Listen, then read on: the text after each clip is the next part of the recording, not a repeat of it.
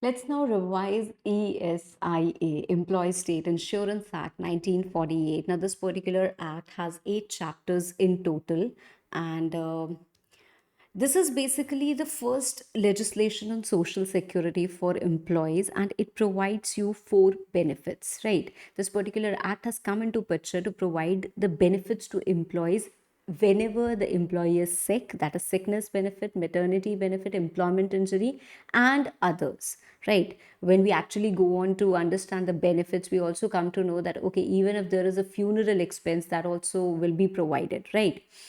As regards to applicability and extent, it extends to whole of India. With respect to applicability, it is applicable to all the factories. Now, when I say factory, the factory has been defined to mean a manufacturing entity where 10 or more persons are employed. Okay, so if they're not employed, they're ideally not factories. The seasonal factories are not covered, on seasonal factories, ESI Act is not applicable. Apart from that, you have to understand that once the Act is made applicable, it's going to be applicable forever. And the government establishments are also covered. Apart from that, appropriate government can give 1 month notice and extend the provisions on any other establishment also. Okay. Now, if you are an employee of such establishment to which ESI is applicable, you still have to confirm that if the wage limit is exceeded, that is, the wages of workers should be less than or equal to 21,000. It shouldn't exceed 21,000 per month. Then you are covered under ESI scheme. Otherwise, you're not covered under ESI scheme. Okay, we have different definitions that we have to read over here. Appropriate government for establishments like a railway company, like port, like mine, like oil fields. And the establishments which have or operate in more than one state, for that it's central government, otherwise it's state government. Confinement is the labor which comes after 26 weeks, and it doesn't matter whether the birth of the child is live or dead. Okay, then we have the definition of dependent, which I have explained you through a wonderful chart, like how many relations could be there. And through that, I have tried to explain you that. And I have tried to basically make you learn that, right? Because that is the only problem that you face when you read certain definitions like dependent. Okay, so dependent could be when the wife could be dependent, when obviously the person dies, then she becomes a widow. When the son, daughter, then you have grandparents, you have grandchildren, you have brother, you have sister, right? So everyone is in a line, and thereafter you can judge whether the person is dependent or not. Okay, then we have a definition called as employee. Who is an employee? The employee may be a person who is directly employed by the principal employer or through an immediate employer, or whose services are let on hire, right? Temporarily let on hire. It doesn't matter.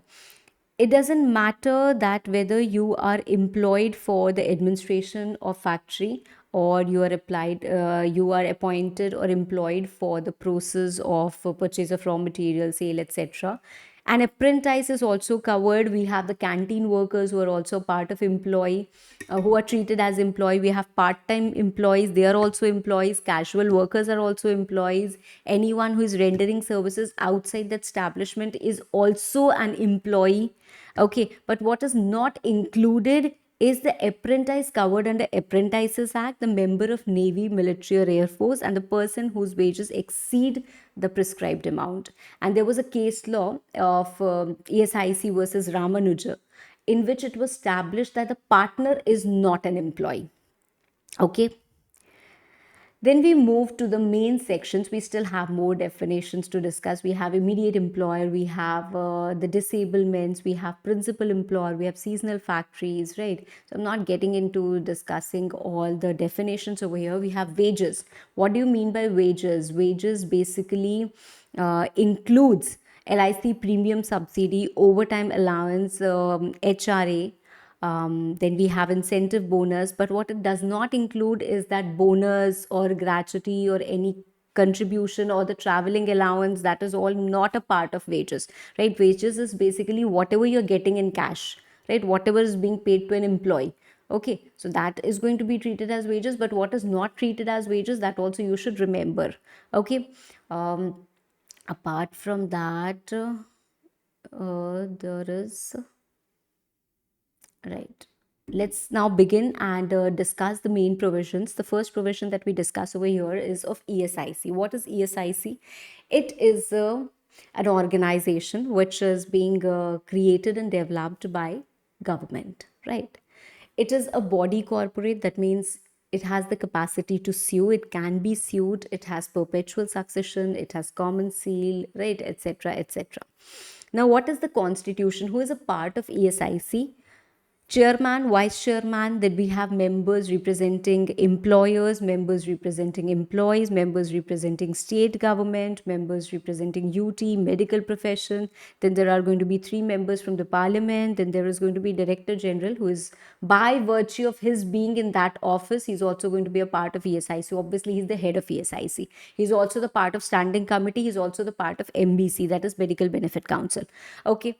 Now, what are the powers, or what actually ESIC does? ESIC, what do they do? They are basically responsible for administering the entire ESI scheme, right? They formulate regulations, they overlook the scheme and everything. Okay.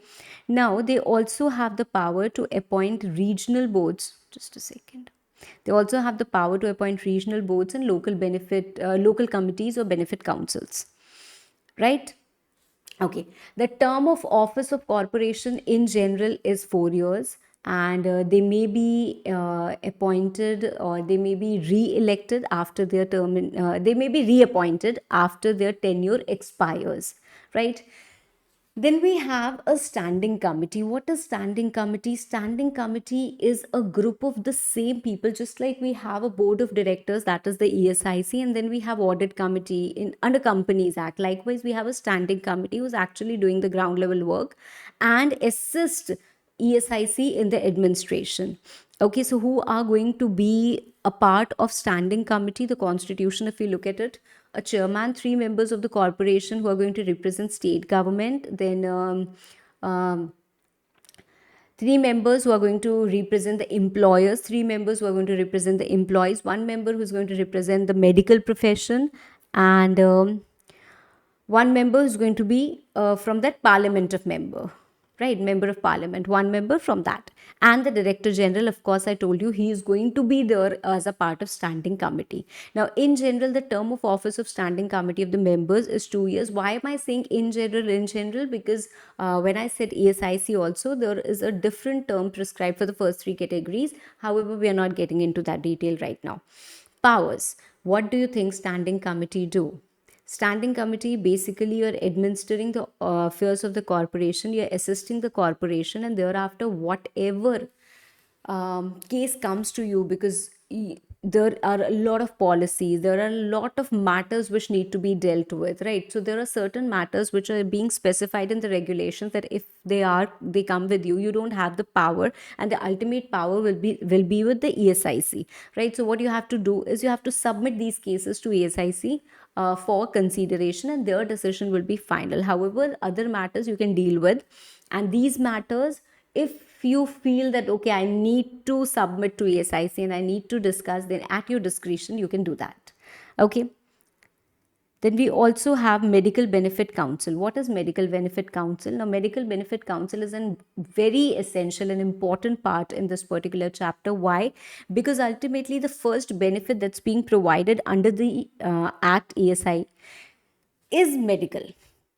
Because this particular act talks about the negligence which we have seen over the years done by the workers, because workers don't think of the future, like whatever they are earning they're spending. They don't think that, considering the fact that there are so many diseases which are rising in our nation, we have to be prepared and we must have a medical insurance, but they will never spend on that medical insurance. And if at all they fall sick, they will be admitted in the hospital, but they will not have any amount to pay. Although we have government hospitals and everything, but this is they don't get that entire cover and everything, right? So this is a beautiful legislation which actually secures their life, right? Although they have to contribute a very little part, but yet their life is almost secured in terms of medical, in terms of any employment injury. There are a lot of dependent persons, right? Their life is sorted. They'll be getting periodical payments in case anything happens to the insured person, right?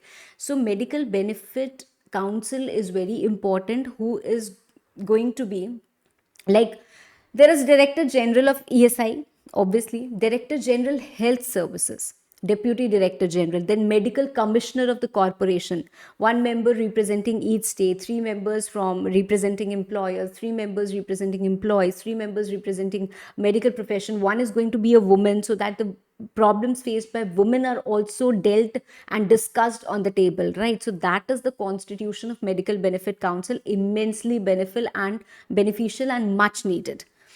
Okay, now the term of office in general is 4 years.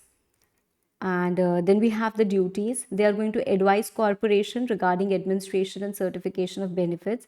If there is any ESI hospital or dispensary opened and there is no doctor available, or the doctor who was supposed to be there is not coming on time or anything like that, that means there is a medical practitioner who is not rendering his duties properly. So a complaint is filed against him. Who is going to look after that complaint? This Medical Benefit Council.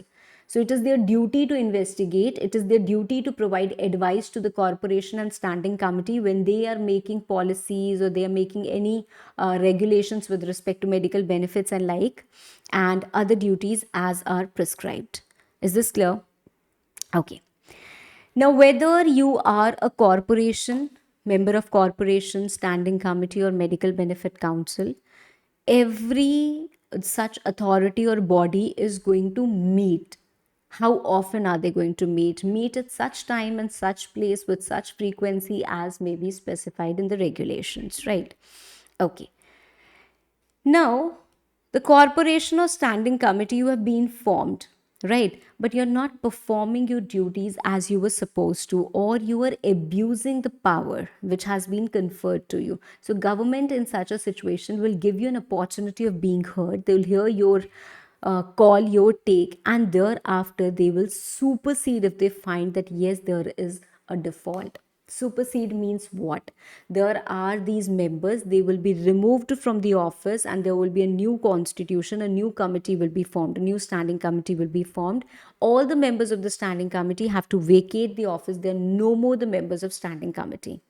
Okay, so the government is going to supersede, the government is going to remove them and take charge. That is how it happens.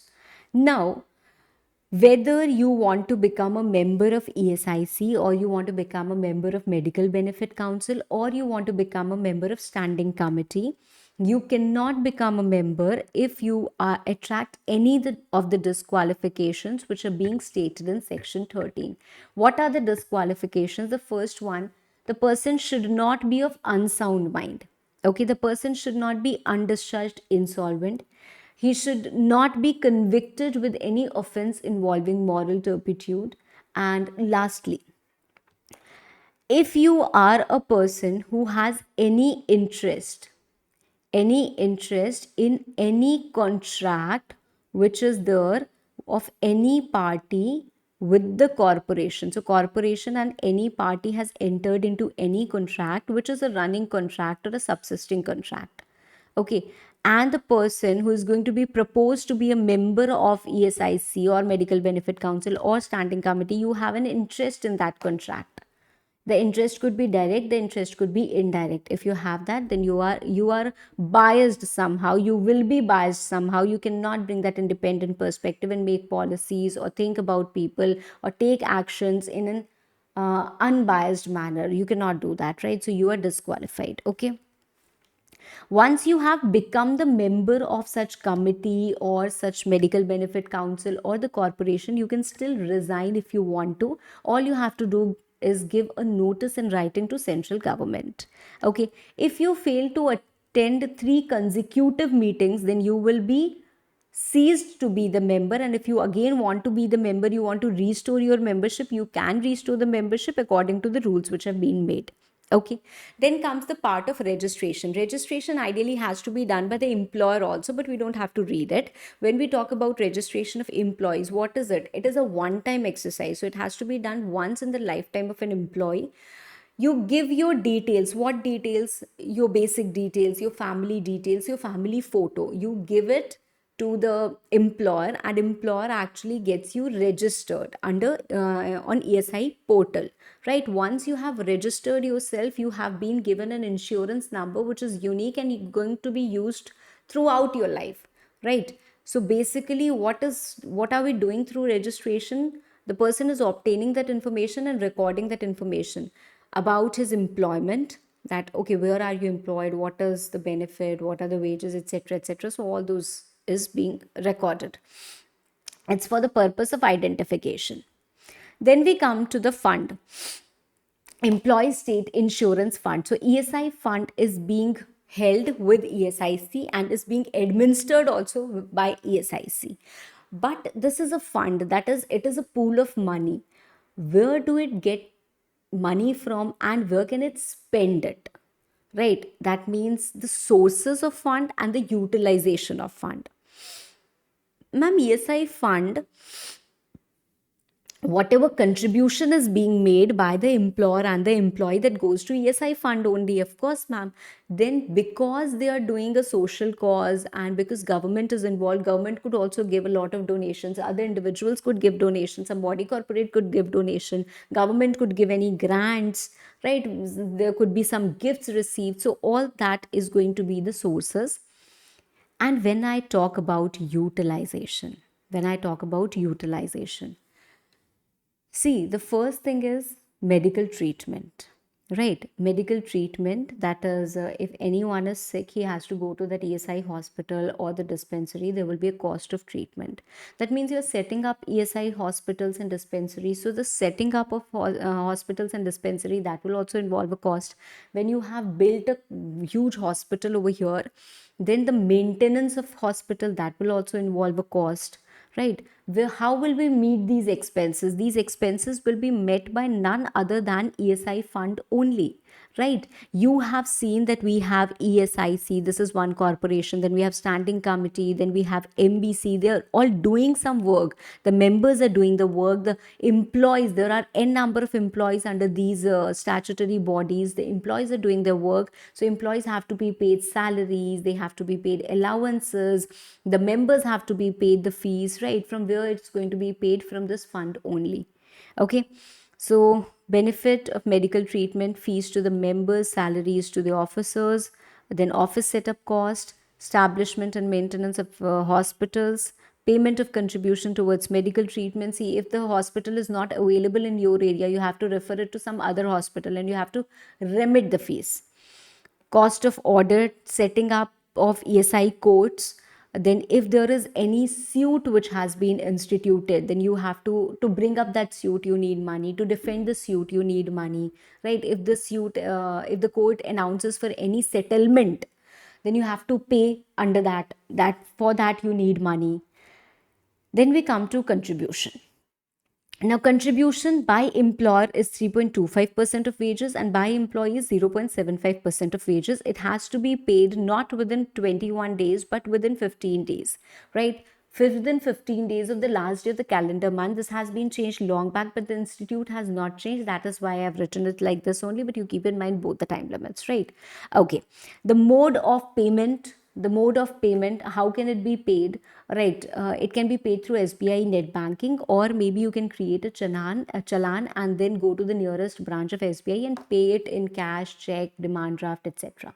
Okay, challan can be created on ESIC portal, right? Okay. Then there are two types of employers that we have read about: principal employer and the immediate employer, right? So basically, immediate employer is actually the employer, right? Because he is the contractor, he has supposedly a workforce of 100. Whoever wants it, he supplies that workforce. That is what is being happening, right? So the principal employer, to whom the workforce is supplied, that means he is the owner of the factory. And then we have a contractor, like, so owner of the factory, you have taken that workforce from him. So you have like 20 employees maybe. So you have paid ESI contribution in respect of all the 20 employees, but you are entitled to recover it from the contractor, because you are paying to the contractor only whatever, and he is distributing that, right? So in the first instance, it is paid by the employer, but principal employer is going to bear all that cost. But principal employer shall be entitled to recover the same from the immediate employer. Immediate employer, you will actually maintain the register of all the employees that have been sent through you. Okay. Now, this recovery can be done as a debt or as a deduction. That means principal employer has to pay you an amount of 1 lakh, and the contribution made by the principal employer on the behalf of those employees is 10,000. So you will deduct 10,000 and the balance 90,000 will be paid to you. Okay. Then we have section 43, which only tells us that corporation has the power to make regulations for different matters. Thereafter, we have something called as recovery of contribution. So there is contribution which is payable by the employer to ESIC, but they have not paid it. So if they have not paid it, it is like government dues, and government knows how to get that dues. So just in the same manner as land revenue in areas, like you own a land, you have not paid taxes on that land, right? So that is due to government and you're not paying it. So the government has a separate act through which they prescribe a procedure that areas of land revenue can be recovered in this manner. They appoint a recovery officer, there is attachment, there is sending of notice, etc., etc. So they appoint a recovery officer who can actually go ahead and can attach, that means restrict the rights of your property, sell the property, arrest the employer, approve the receiver. Okay. Now they can do this not just for the factory or the establishment's property, but also for the property of principal or immediate employer. Yes. So if the factory's property cannot recover the contributions, then they'll go to the principal or the immediate employer's personal property and they will get it recovered. Okay. Benefits, although we have read it before, benefits given under section 46.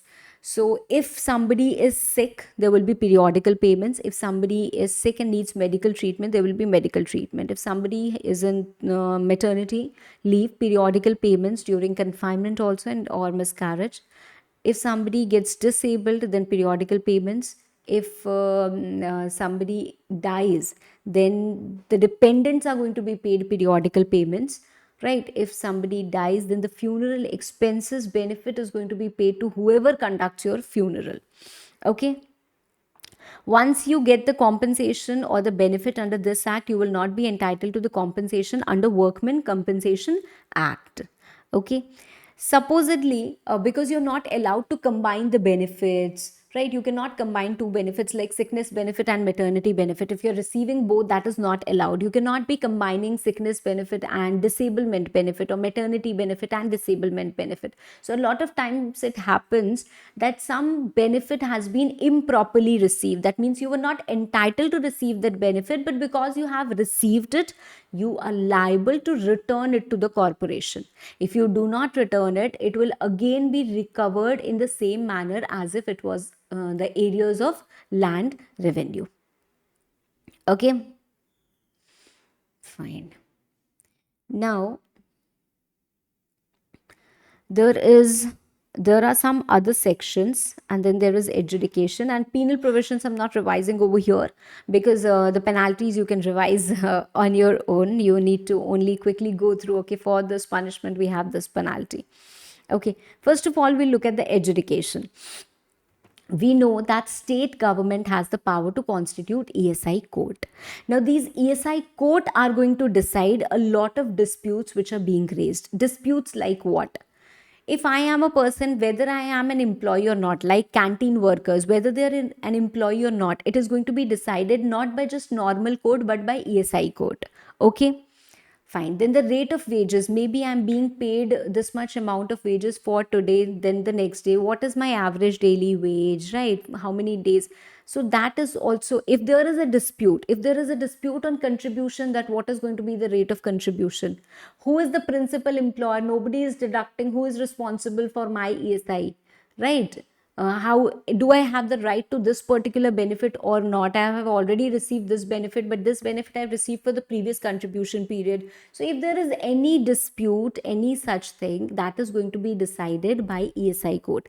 The dispute could be between principal employer and corporation, between principal employer and immediate employer, employee and employer, right? The person, any person and ESIC or the corporation. Okay, so if you have such dispute, you can go ahead and go to the ESI court. Now, let's say there is ESIC which has asked you that you are an employer and you have to pay a contribution of 1 lakh, but you disagree, right? So you moved to ESI court to decide this dispute.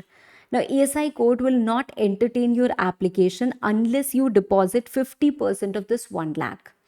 Okay, so if there is a dispute between principal employer and the corporation with respect to the contribution, then you have to deposit at least 50% of the amount. It may be waived as decided by ESI court. Now, if the ESI court has passed an order and you feel that it is about a question of law, then you can move an appeal to High Court within 60 days. Okay. This I've already told you. The benefit is not going to be transferable. And then we have these two sections, section 72 and section 73. What do they talk about? One is employer not to reduce wages. Just because you have to pay like 3.25% of wages as contribution, you think that okay, let me reduce this wages only, so accordingly the contribution will decline, right? I will pay these wages, maybe not on the payroll, I'll pay it in some other form. So you're reducing wages not because you have to give less wages, you're reducing wages just because you want to escape from the contribution that has to be done, right? So that is why you're reducing wages, which is not allowed. Likewise, if somebody is sick and asks for leave, you retrench that person, you dismiss that person, that go away, we don't need you now. Or somebody is going into maternity leave, so you, instead of giving that leave and giving that maternity benefits, what you do is you dismiss that person. So you cannot dismiss anyone, you cannot reduce their salary or remuneration or wages, whatever we are talking about, in case the person is sick, in case the person is receiving any maternity benefit, or in case the person is disabled and receiving some disablement benefit. Is this clear? Okay.